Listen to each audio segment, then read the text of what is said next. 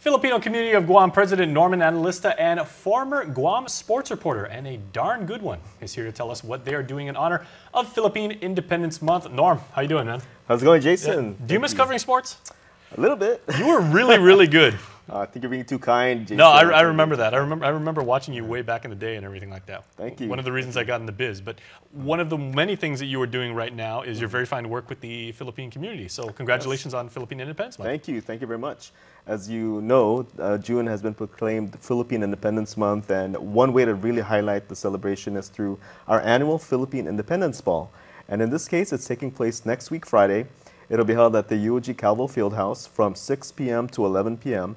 And we expect to put on a great show for everybody that shows up.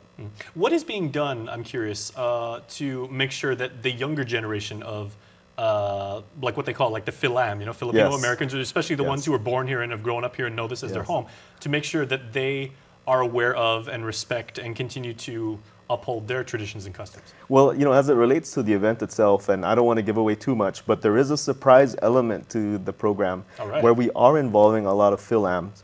But beyond June celebrations, you know, typically that's one of the things that we're charged with, the Filipino Community of Guam, is to ensure that younger generations of Filipinos know about our history and also have reasons to celebrate our heritage.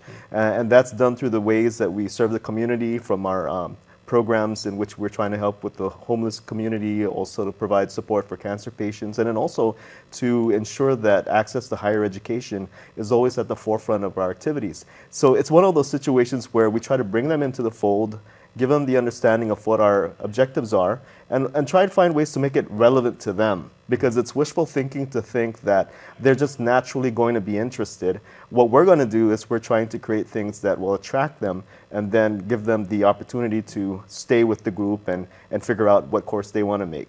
And then conversely, for like the older generation and maybe the ones who have migrated over here or, you know, have now made Guam their home and everything like that.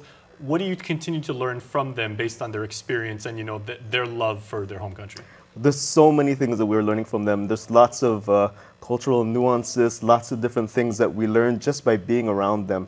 You know, we talk about respect being important in different cultures, and the way that respect is manifested in the Filipino community is done through so many different ways. You know, the terms of endearment that we give to our elders, the way that we speak to them, the tone of voice, the way that we address them in front of groups, those sort of things, we can't always capture them in writings or texts. We have to be around them to experience it. And so having them around us really gives us an appreciation of how to take those things that we value and then how to introduce the younger generation so that they start to pick it up. Because oftentimes we find that influence starts with our elders, right? And giving them that platform, like through the Filipino community, enables younger generations to be exposed to them and to pick up on those different things that make us unique. Oh, it's going to be a celebration for one and all for sure. Yeah. So, all right, now that everybody knows that an event is going on, what have you guys got, knowing that you're not going to give away that huge surprise ending? Well, Manny Pacquiao's coming out, maybe? No, and that's the thing. I don't want to promise Manny Pacquiao, but we will just say that we'll have some good entertainment. What I can say is we are bringing out former competitor in The Voice Philippines. His name is Tim Pavino, who's been coached by Lea Salonga. Oh, very nice. He is known as the pop balladeer of his generation, so he's going to come out, he's going to entertain the crowd. We are also going to cap off the night with the raffle of our Honda Accord. So Triple J Honda donated a vehicle to the FCG to assist with its fundraising efforts.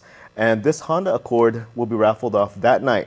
Now, people who buy tickets don't have to be present to win, but can you imagine if they do win that night? That would be an excellent cap for their activities that evening. Absolutely. So if people would like to buy tickets, where can they get them right now? Because certainly it's probably going to be standing room only as we get closer and closer to the day of. We are almost sold out. We just have a handful of tickets that are available, and they can be purchased through our secretary, Kay Custodio, who I know you know. Yep. Kay's number, Kay's perfectly fine with getting her number, giving out her number. It's 929-2284. She'll be on standby. If you want to get tickets, I suggest you don't delay and do them as soon as possible. Okay. One